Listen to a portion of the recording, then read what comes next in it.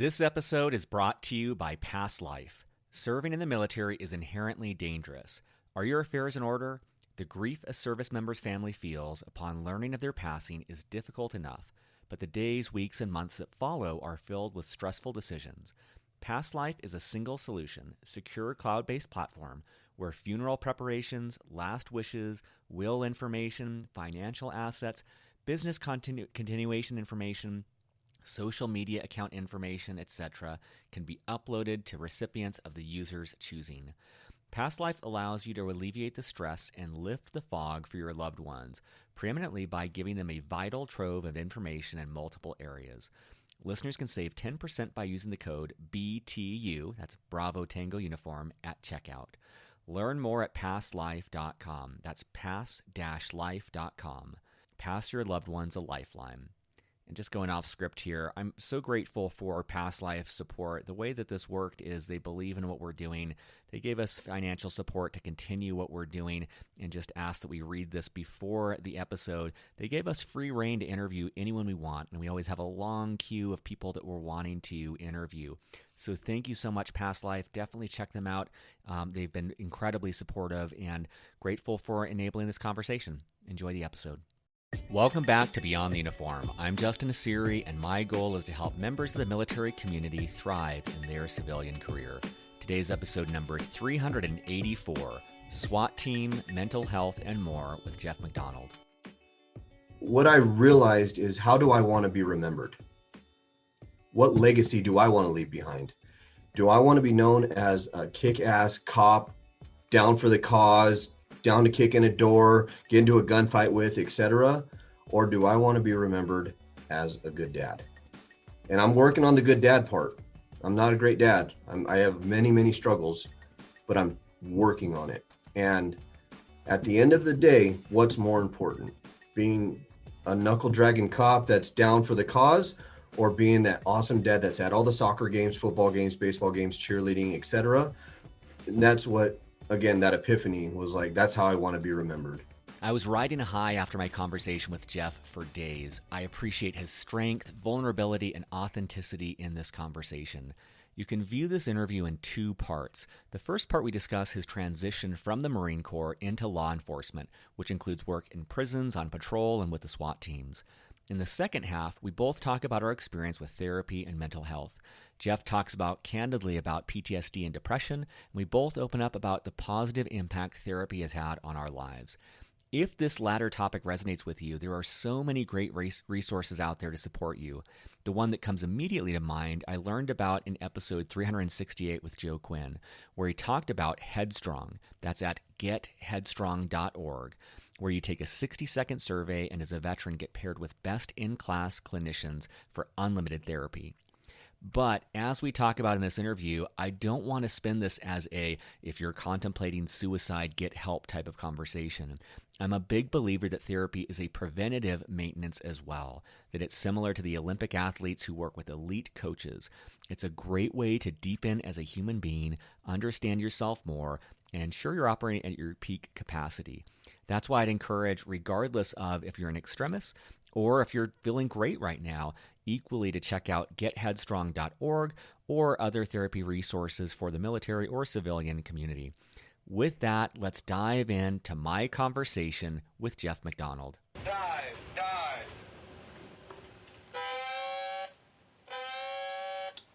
Joining me today in Missoula County, Montana, my guest is Jeff McDonald. Jeff, welcome to Beyond the Uniform. Oh, awesome. Thank you so much. I'm extremely happy to be here. Special thanks to Steve Bain for making the connection, and I know he was really excited to speak with you last. I want to give listeners just a very abbreviated bio. Jeff is a safe school specialist at the University of Montana. His career started in the Marine Corps, where he served for 4 years with 2 combat deployments and has included work in law enforcement and as a SWAT officer. Just to make space at the start, Jeff, anything you want to add to that bio or you want listeners to know? Well, first and foremost, I served with 2nd Battalion, 3rd Marines, the Island Warriors out of Hawaii. That's where I was stationed, in Hawaii. So, and then 11 years of my career was spent in Southern California as a police officer, and then a little over a year here in Missoula, Montana. Let's start with that first part then. So you have this incredible experience in the Marine Corps. You get out. What was that transition like? What was that first job search like? The transition was a lot harder than I thought, and I didn't want to. Being a cop as a child was kind of like a dream of mine. Being a SWAT cop specifically. However, high school kind of changed that idea for me. I was kind of a knucklehead in high school, and didn't love the cops as much, and they didn't love me. Um, and then I got out of the Marine Corps, and I went to, they call it an MPAT, which is a physical agility test for firemen. And I walked in and I did really well on the MPAT. And they asked me if I wanted to do an interview with the fire captain. And here I am in, PT clothes, sweat pouring off my body. And I walk into this interview and the captain tells me, or asks me to tell him about myself. And I do. And I explain, just discharged from the Marine Corps honorably as a sergeant, 2 combat tours, 1 to Afghanistan in 2005, 1 in 2006 as an infantry Marine. And he says, okay, are you a paramedic or an EMT? No, sir, I literally just discharged last month. Okay, all right. Do you have a fire science background or have you completed a fire academy? Respectfully, sir, no, I did not. I literally just discharged from Hawaii last month. And he looked at me stone cold in my face and said, brother, you're a dime a dozen. And I humbly said, this interview's over, sir. And I walked out. And lo and behold, my next door neighbor, she was a commander with the Los Angeles County Sheriff's Department. And I vented to her like, I can't believe this guy. Who does he think he is? I'm not a dime a dozen. I know what I am and I know who I am and I know what I've done. Nothing special, but I'm not a dime a dozen. And she said, well, firemen suck. Come be a cop. She's a 30-year deputy sheriff for LA County. And she says, I will help you along this process. I will get you hired as a deputy. And that's how my transition went. And I didn't realize it's all about who you know sometimes, not what you know. And she was somebody to know because I was very lucky to get hired when I did. I love that you valued yourself enough to say, like, there's a certain humility in that you're like, you're not saying that you're anything special, but you're certainly not a commodity, a dime a dozen. And I love that you had the conviction just to leave that conversation, which feels like the appropriate response. Oh, I had some very colorful words for him. I bit my tongue because I still have some bearing from the Marine Corps. And I wanted to let him know where I stood, but be respectful at the same time. And it's been a true blessing. God opens certain doors for you and closes others. So I believe that, God wanted me to be a cop for a little bit. And I also like what you said, which is there is this serendipity component where having that conversation with this lady led to you even realizing that law enforcement was a route for you to go at that time. But also I'm imagining, opening the door for you to at least start the application, which might not have happened otherwise. And I think it's a good reminder for listeners that that's why it's good to talk to a lot of people. You never know where that will lead. Oh, 100%. I'm a firm believer in communicating and if I was a jerk to her, or if I was like not a nice neighbor to her, we lived next to each other for at least 10 or 15 years. So if I wasn't like a neighborly person, she would have never extended that offer to me. Or if she didn't believe that I was a decent human being, she would have never extended that offer. So I am a firm believer in it is who you know sometimes, but it's also the relationships that you build. And hypothetically, if we knew each other and then you knew somebody that needed somebody or was looking to hire somebody, if I'm not a good friend, not a good person, you're not going to recommend me to that person. So, don't sell yourself short, but don't burn any bridges either. I love that. And that's why I chose not to say some colorful words to that fire captain. I love that. And I'm curious what the process was like. So, from there, what did it look like? But I'm also curious, having everyone listening, having some common background in the military, like kind of how it related to the boot camp experience from the military. Yeah, law enforcement specifically is a paramilitary organization. Similar rank structures, things like that. The academy, they try and make it like a boot camp or, basic training. But I think for me, it was kind of like, oh man, I've heard that one before. Oh, this is never going to end. I guarantee you in like 15 minutes, this is going to end. That you can remind yourself like, oh, I remember that in boot camp, or, when they said this, blah, blah, blah. It all does kind of relate, and it's a little easier versus like civilians that go straight into the academy. I saw some of my buddies, they struggled a little bit as far as someone yelling in their face or holding a push-up position, learning how to march, those basics that we take for granted as veterans. We pick up really fast, and we stand out a little bit more than a civilian that's kind of thrust into this situation. So how long was it, and what was it like? And I wonder at what point did you, I don't even know how it works, but like at what point did you veer off into SWAT specifically? So the application process takes a long time. I do appreciate that because they're trying to vet you as a human, right? So they spoke to my neighbors, they spoke to friends, people that you recommend on an application. The application process took approximately, I want to say 8 months. Wow. From the time I submitted my papers to the time I got a phone call saying we would like you to attend our academy on this date. So it did take some time. You have several interviews with current deputies and or city police, wherever you decide to go. And you also have like psych tests, written tests, and then you have to also do a physical agility test to make sure that you are at least qualified enough to go into the academy. So that process, like I said, it was, I think, about 8 months. And then the academy I attended was approximately 5.5 months. Oh, wow. Okay. Yeah. For some reason, I was thinking it'd be like 2 months or something like that, but that's so pretty. The Montana Academy is 3 months. Okay. So every state and or county and or agency has a little bit of a different approach.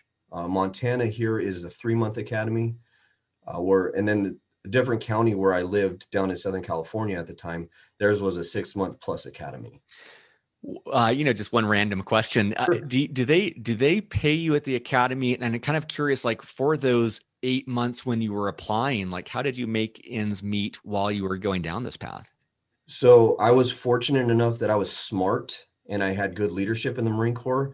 And when I got back from a deployment, I didn't go out and buy the car and buy all the new clothes and whatever, brand new computers and blah, blah, blah. I spoiled myself a little bit, but I was smart and I had good parents that taught me how to budget and plan and save. So I actually discharged the Marine Corps with a little over 50 grand in my pocket. Wow. Which isn't bad for an enlisted guy. That's great. No, that's great. I also lived the frugal life. I was stuck in the barracks, and you buy pizza with a buddy of yours on the weekends, and you eat at the chow hall, and you save money that way. So I kind of survived off my savings, and I was very grateful that my parents let me come back and live with them, so I didn't have rent. I love the quote from Jocko Willink and Leif Babin where they said discipline equals freedom. And I feel like that's such a beautiful example where you were disciplined with your finances and that gave you tremendous freedom. Otherwise you might not have had the luxury to pursue something that seemed like it was a good initial fit for you. Oh, 100%. Yeah. I was very lucky. And again, discipline equals freedom. Huge fan of Jocko and their podcast and, the Echelon Front crew. So at what point did you veer off to SWAT? So my first agency was with the Los Angeles County Sheriff's Department, and I was stuck in the jails. I was a jail deputy for a little over 3 years. Wow. And fortunate enough to work in the gang modules. So I got to work and learn about gang tattoos and gang lingo and who's who in the zoo and learning how to actually talk to hardened criminals. I worked in LA, and LA is known for their gangsters, Bloods, Crips, Hispanic gangs, Compton Barrio 13, etc.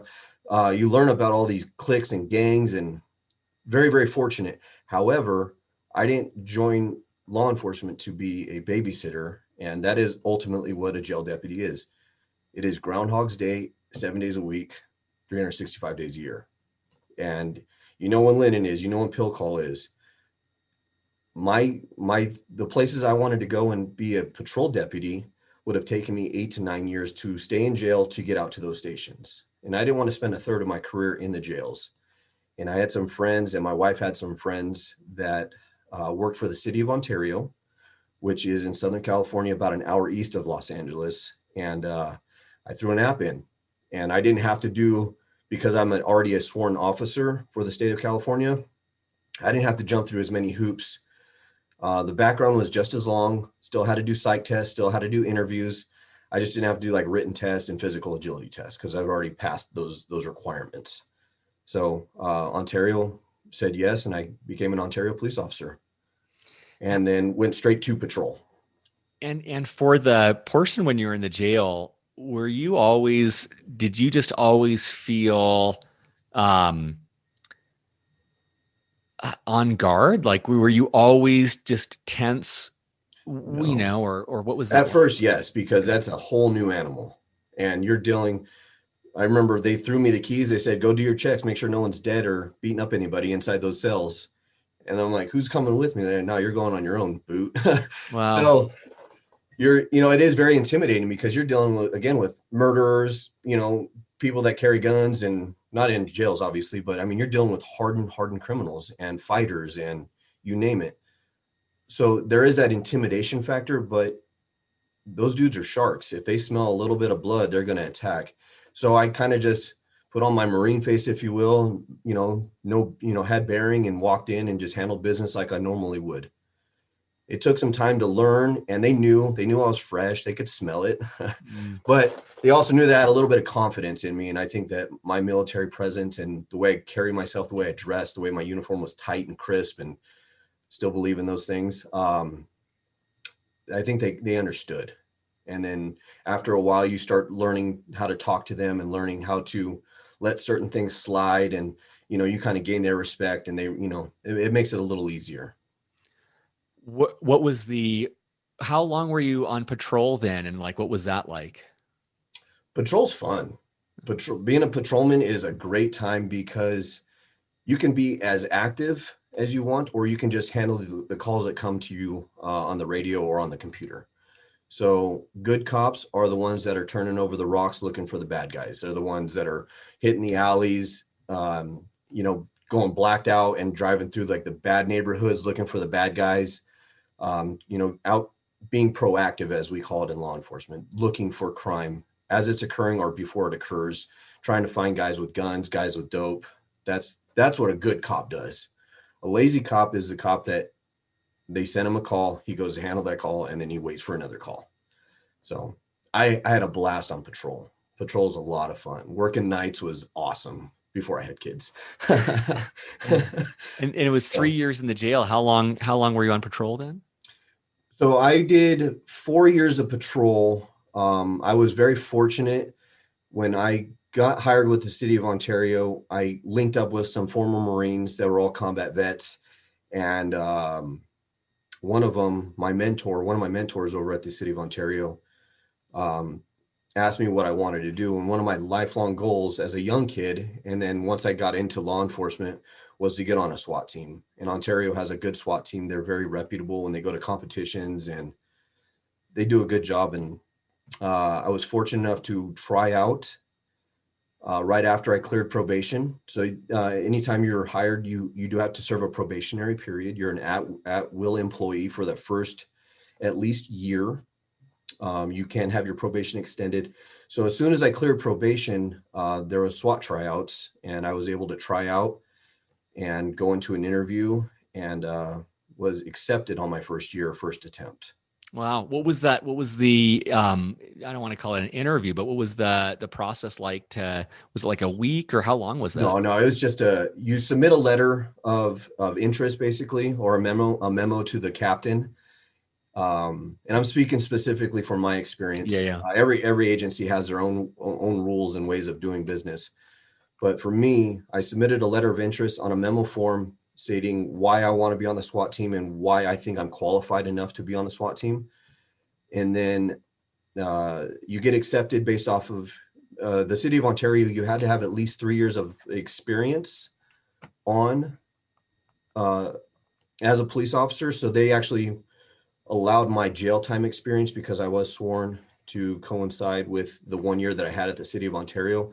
So I was able to be accepted. And then we did a physical agility test, which was, you end up running a mile and some change, and then do a bunch of push-ups and sit-ups and pull-ups, and then you go into a shooting course to see how you handle weapons, and then an interview after that. Okay. How long, what was the SWAT experience like, and how long was that? I was on the SWAT team for about 6 years. Wow. Before I moved up here. SWAT's a lot of fun. I was told early by the same mentor that helped me get onto the SWAT team was, don't just be a SWAT guy, be a guy that they need on every call. Well, so find the jobs that are going to put you in the action and do those jobs. So I followed his lead.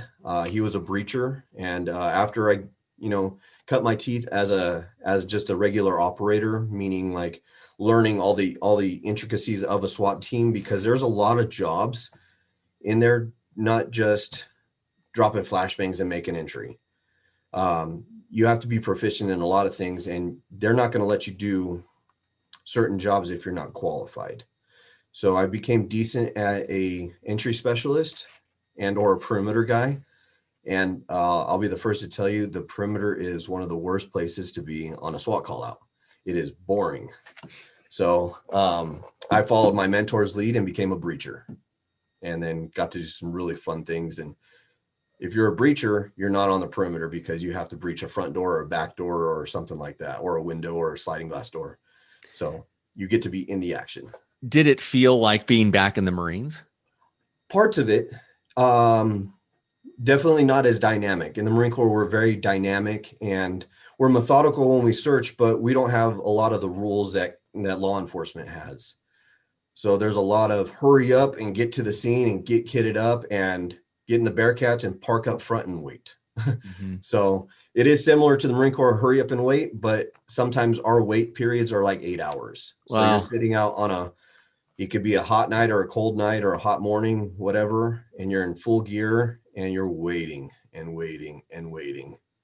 So a lot of negotiations, a lot of, we have to wait on search warrants from detectives and make sure we have a good crime. There's a lot of behind the scenes stuff that the movies don't show, because that would be a terrible movie of a bunch of cops waiting to gain entry, and they're just sitting out there, just waiting, smoking and joking.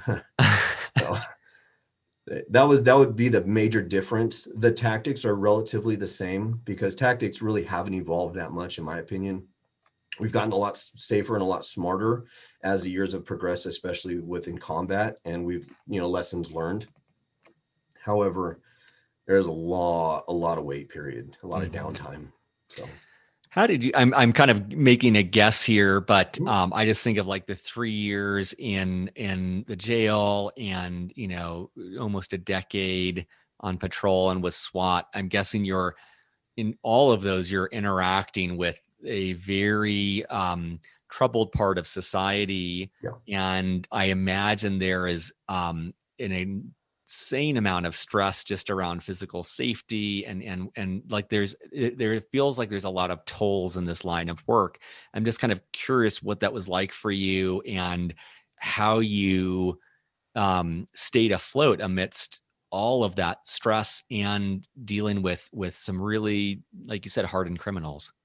Yeah, and it's I'll be very blunt. It wasn't the hardened criminals that messed with me. That part of the job, I was in one officer involved shooting in my time as a police officer, shot at a few times throughout my career. But it wasn't the hardened criminals or being shot at or anything like that messed with me. It was the seeing dead children or seeing the effects of physical abuse or mental abuse, like seeing children, and I call them children because they're young, but seeing children, 12 years and under, 14 years and under, taking their own lives, and because of mental, physical, and verbal abuse from family, cyberbullying, you name it. And that's what hurts me the most, because I like I said, I'm a father. I have 3 small children. My oldest is 8. My youngest is 4. So seeing that's what messed with me the most. I can remember several times texting my wife in the middle of the night, please kiss my kids one more time for me, tell them daddy loves them. Not because I was scared of what I was about to encounter, but more because I just saw something that was really traumatic, and that took its toll on me. Is that what caused you? So after the 6 years in SWAT, where did you go next, and how did that kind of change? So I stayed on the SWAT team, and then I was accepted onto our department. Our department was there was 10 of us that were able to be cross-sworn as U.S. Marshals and join a fugitive task force team. So I was able to basically stay on the SWAT team and then do this really cool job of chasing down fugitives for the city of Ontario and then for the state of California on the Pacific Southwest side. So really awesome job, phenomenal undercover work, a lot of surveillance, but we were also very proactive and looking for these the worst of the worst, murderers, attempt murder guys, gangsters, like very violent criminals. That's what we were tasked with doing, was finding those guys. So I did that for 4 years on top of the SWAT side of things. And then my 4 years was up because there's usually a cap on certain jobs within smaller agencies.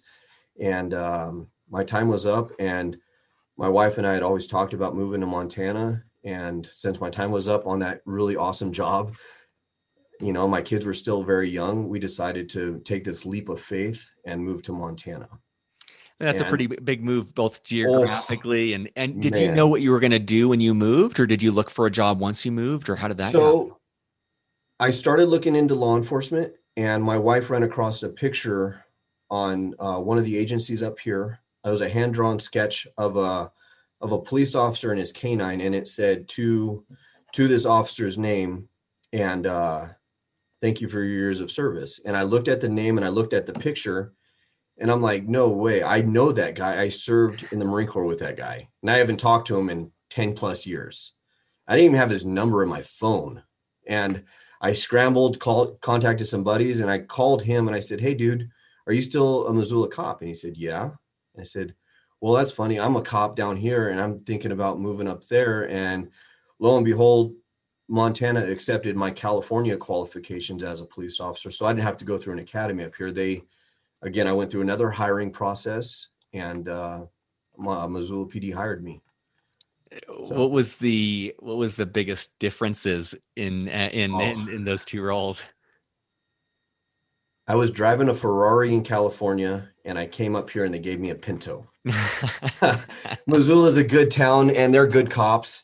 It was just, I struggled. I'll be very, very blunt with you guys and the listeners. I struggled with that transition. I think I've been diagnosed recently with PTSD, with major depression. I just started some medication to kind of combat some of those feelings. I am in therapy, and I'll be, little sidebar is, I'm a huge proponent of this. Mm-hmm. We as veterans and cops and firemen and whoever, we need to talk about what's going on, men especially. And I can only speak because I am a man. But from my time in the Marine Corps, we have a pack, right? We have a pack, and it's only so big, right? And you take some traumatic experiences, you throw it in the pack. Well, I kept taking all my traumatic experiences from my Marine Corps time to my police time to my family time, etc. Well, eventually my pack started overflowing, and I became really, really depressed, made some terrible decisions as a husband and a father, and was on a path of self-destruction. I'd contemplated suicide. I'd contemplated divorcing my wife. I've contemplated on quitting my job and my career, something I really grew to love. I love being a police officer. And I started I had this epiphany, and I hit rock bottom kind of at the same time. And I said, what's the one thing that's really messing me up? And it was being a cop.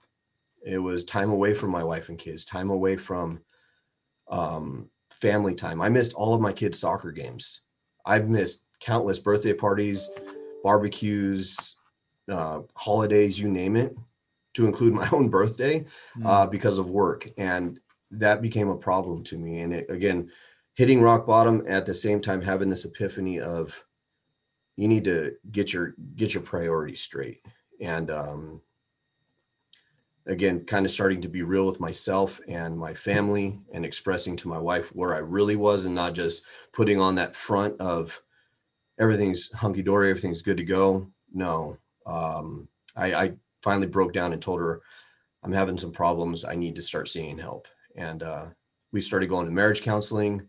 And then at the same time, I'm seeing a psychotherapist to work on some of my problems that I'm working through, some PTSD, some major depression. I also suffer from like crazy anxiety.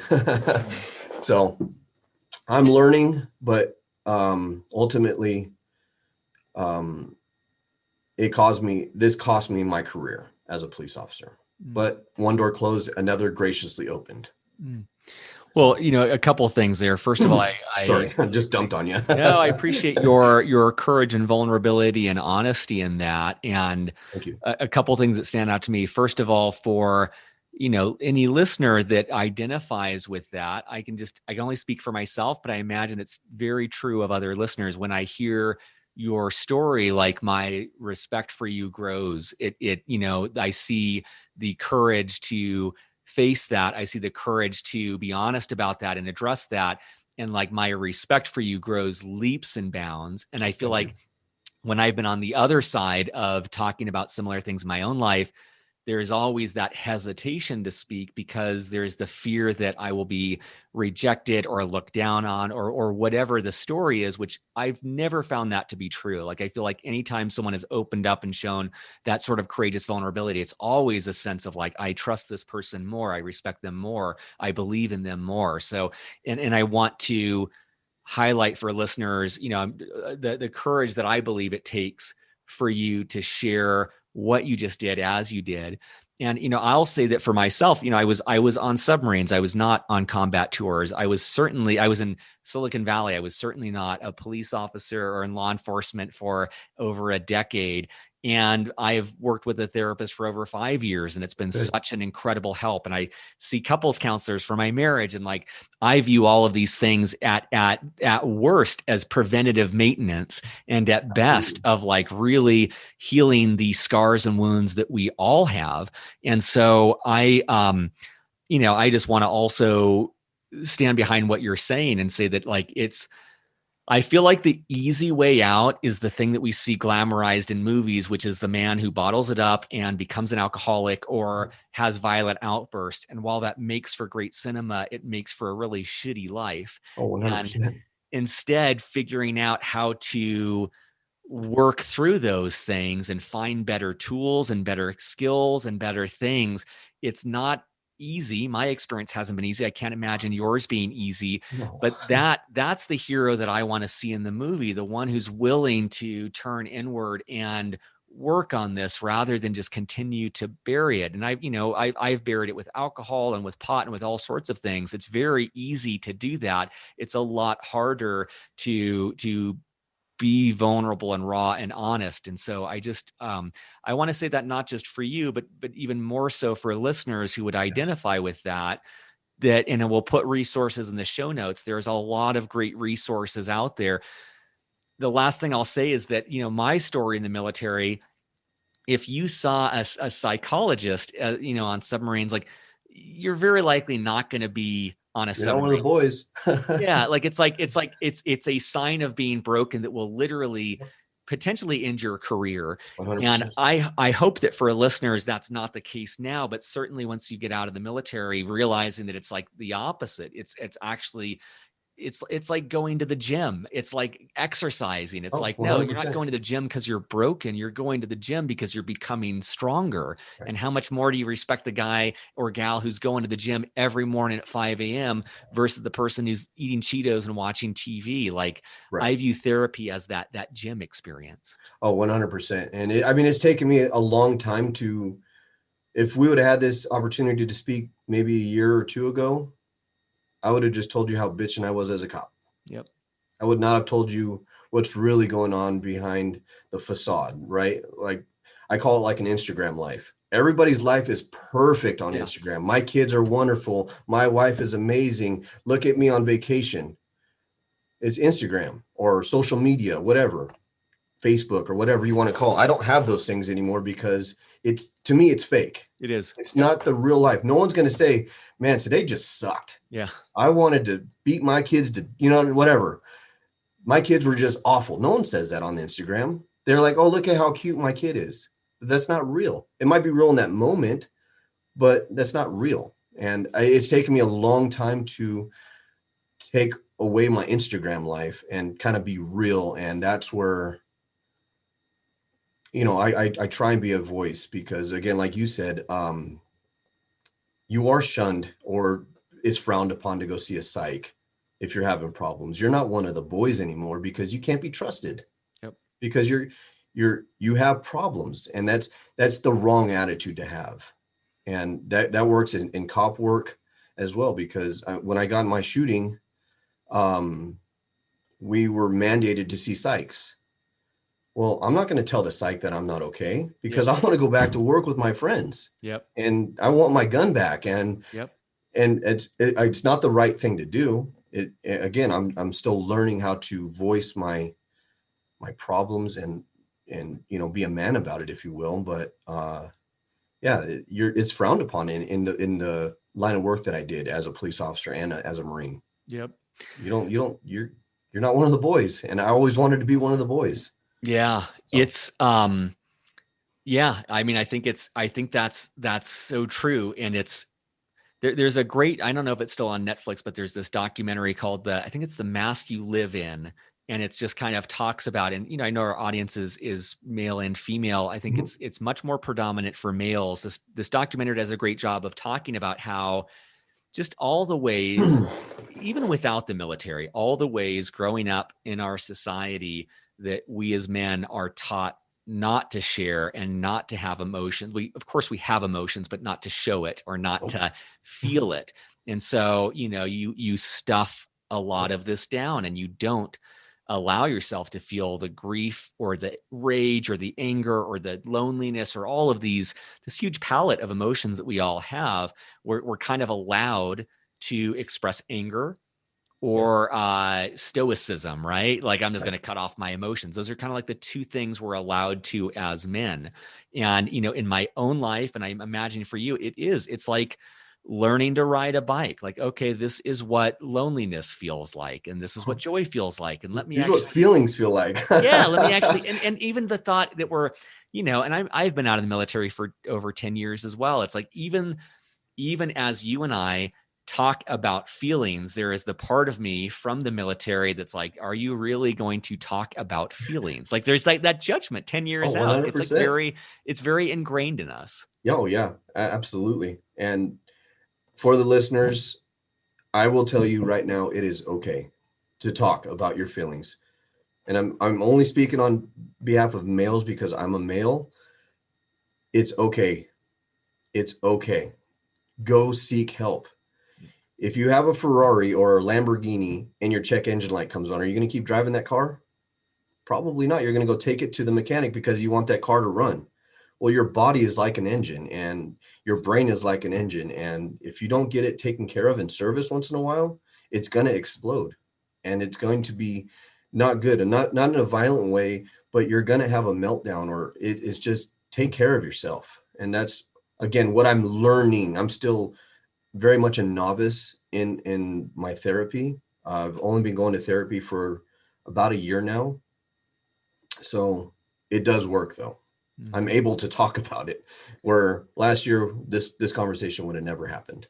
And I love that analogy you used earlier of your, like the pack, and you just keep on cramming in from the Marine Corps and from the time in law enforcement, you just keep on packing it in. And I think that's such a great visual, because to envision myself with that pack of all that stuff, trying to be competitive in the workplace or trying to be a good father or a good husband, I can probably do it, but like, why would I want to be weighed down with 150 pounds versus like, if I'm a smart human being, why don't I start taking things out one by one? And over the course of a year, maybe I take 5 things out of That gets lighter. 1,000, right? But like, why not just get rid of these pounds? And I love what you said too about social media. Like literally last night, my wife and I were in an argument, and there was part of me that I know, oh, that happens. Yeah. It's like, but there was part of me that wanted to say, like, it was something like, we are the only people struggling, or we are the only people having this problem. It's like, I see the part still where I buy into this Instagram BS versus the quarantine is hard. Marriage is hard. Making a career is hard. Like, being a father is hard, right? Like, God. It feels like no one talks about that. And yet it's our universal experience. But I'm like you, it doesn't help me to see someone on social media pretending that it's all great. Like, we all struggle. We all have things that just suck. Yeah. And don't get me wrong, I don't have Instagram anymore. I got rid of my Instagram, got rid of my Facebook, MySpace back in the day. I got rid of all that because it was such a distraction for me. I can remember countless times me and my wife on our quality time sitting on the couch watching a movie together, and me having to pause it. Did you see that? And she's on her phone scrolling through, liking photos, commenting on photos. No, we have to rewind it. And vice versa, me on the same thing, and missing that quality time with my wife or my kids because social media was kind of taken over. And I was trying to look at how good everybody else life was, and how can I portray my life on how awesome it is. Yep. And that's why I got rid of it. Yeah. I loved it because I was able to keep in connection with like my buddies that I served with, and it's a great way to communicate and catch up. But at the same time, it was destroying my family internally. My wife has gotten rid of Facebook. She still has Instagram. And it's still one of our fights all the time. Hey babe, I need your help. And she's not listening to me because she's focused on her phone. Yep. And that's still one of our fights to this day is, please get off your phone and talk to me. Yep. So, I mean, that's one of, I don't really like resolutions, but one of my intentions for this year is like, I want to be more present and patient, especially with my wife. And exactly what you're saying for your wife is what my wife would say of me. And it doesn't necessarily even need to be with me with my phone here. I could just be in front of her, but my mind is on work or something else, and she has to repeat herself. Or she's even talked about we have a 2-year-old son. She's like, hey, he will say things to you 3 times before you register. And it's like, oh, I don't want that. Like, I want to. It's funny from like a military perspective of like situational awareness. Like, I'm literally in our kitchen and a bomb could go off and I wouldn't notice it.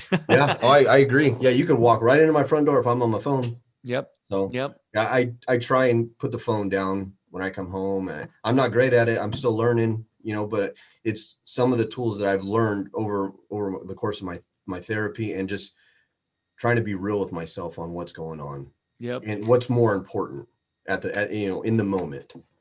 So I love that. One thing I want to ask about too, it's crazy because almost everyone I've had in the 380 interviews I've done, all of us kind of face a struggle to find a new purpose when we leave the military, to find a new community when we leave the military. And there is almost like a grieving process of leaving behind something that gives a lot of us fulfillment.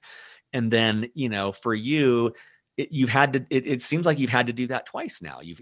I'm guessing you had a lot of purpose and mission and community and connection and so many things.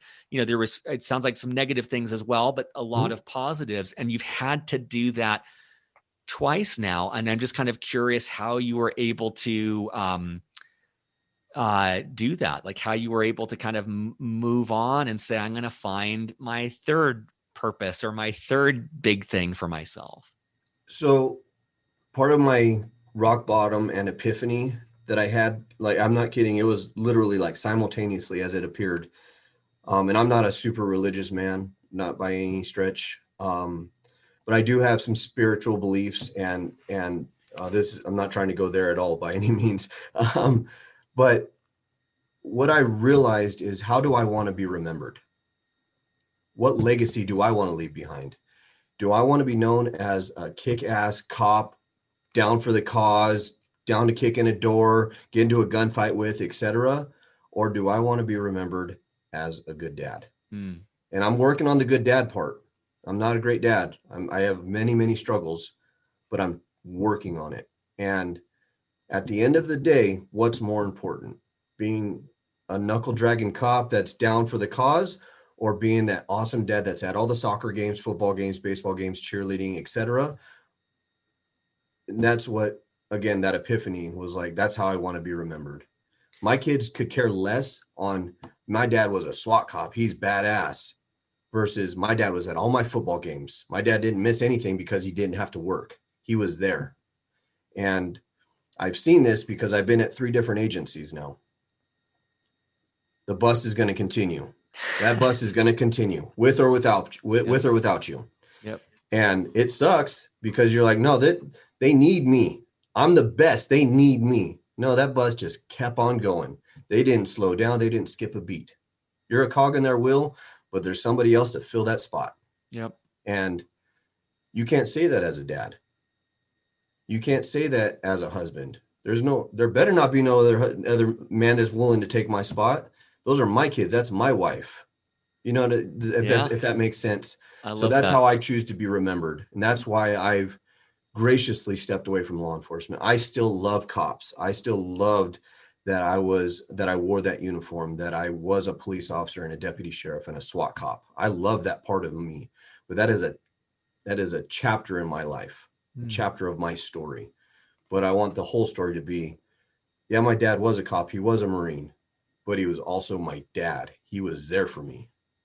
So I love the clarity that provides, though, through that simple question of like how you want to be remembered. And I also applaud you on not just the level of self-awareness to answer that question and be honest with yourself, but then the audacity to pursue it. I feel like there's many people I know, or times in my life when I would even know this isn't right, and then I continue doing it for years, you know? And so I love that you were willing to follow that, which again, I don't think change is ever the easy thing.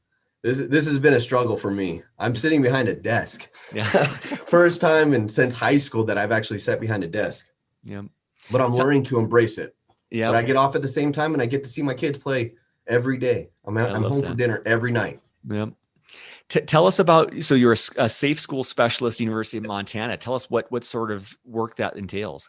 So based off my past career in law enforcement and some of the qualifications that I have, the Safe School Center here works for the state of Montana. We're just housed at the university.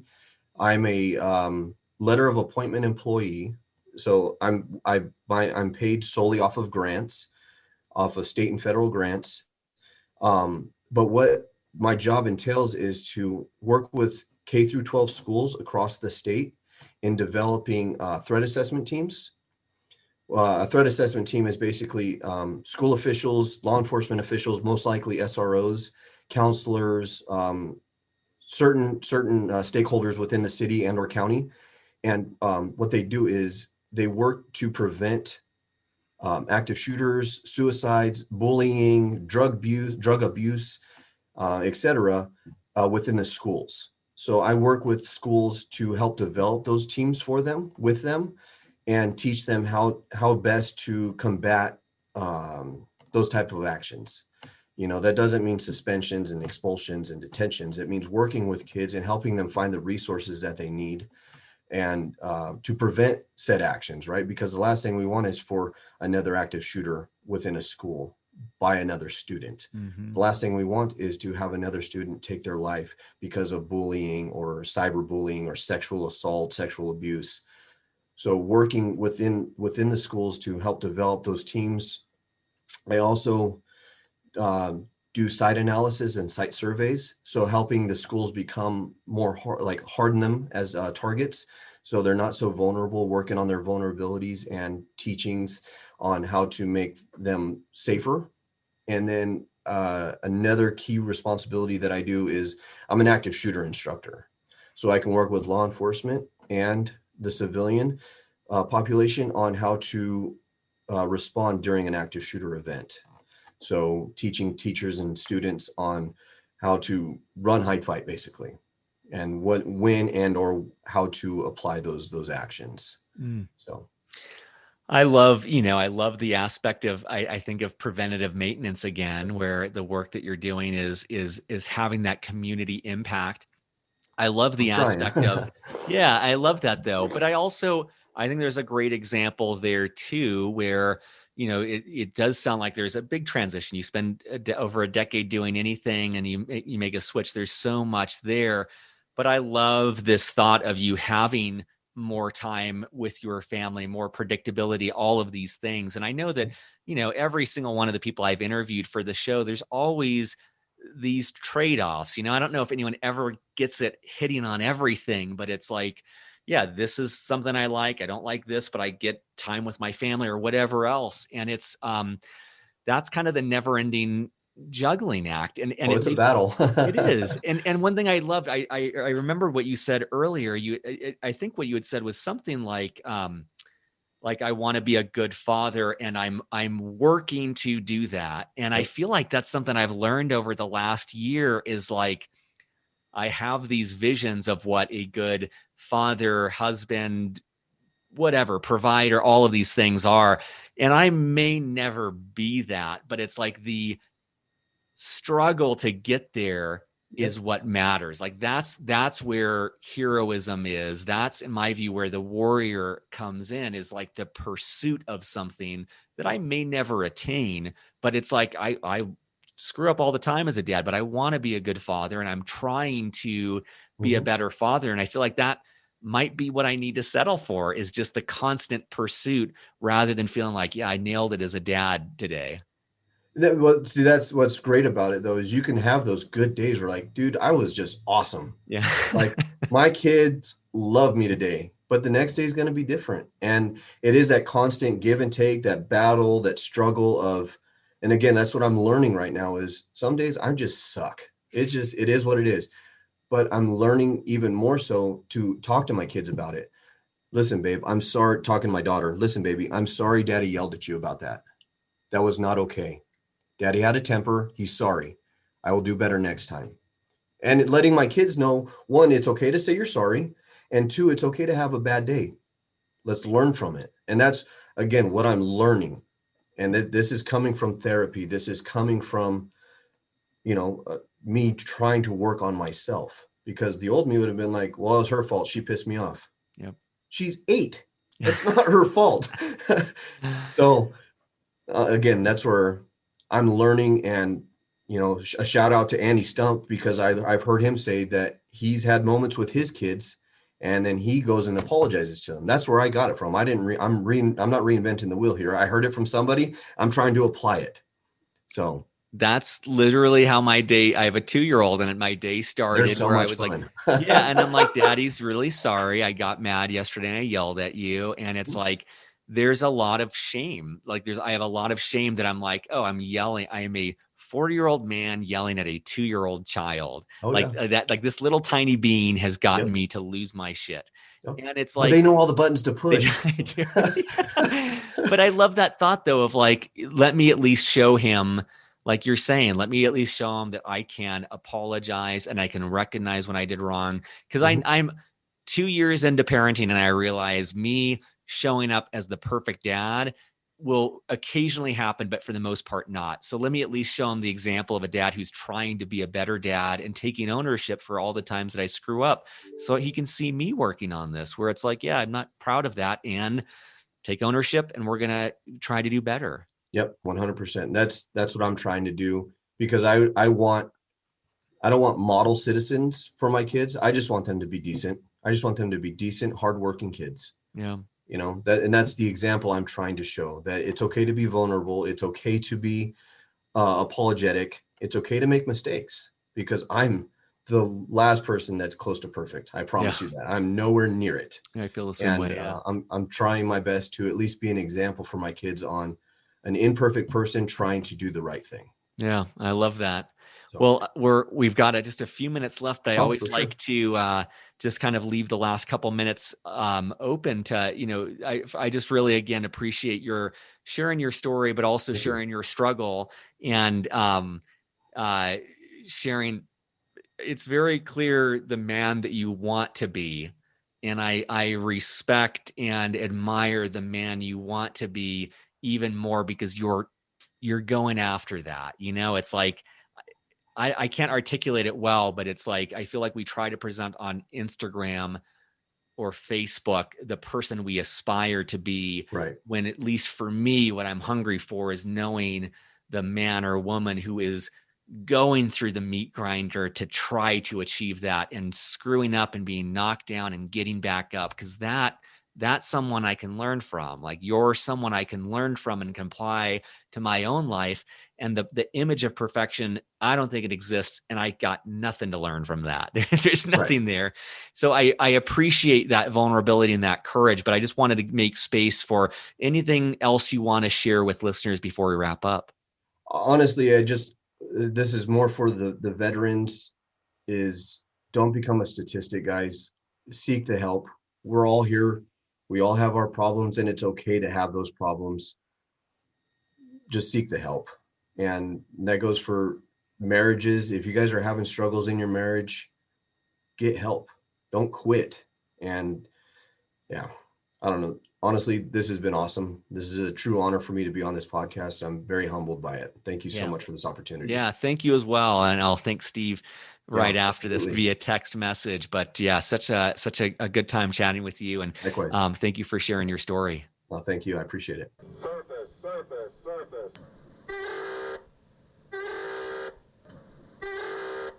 Beyond the Uniform is written and produced by me, Justin Asiri, with the help from our Chief of Staff, Steve Bain, our editor, Lex Brown, and our Head of Social Media, Janelle Hanf.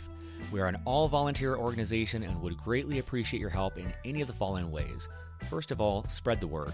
Beyond the Uniform has over 380 podcast episodes and 15 on-demand webinars, all offered for free.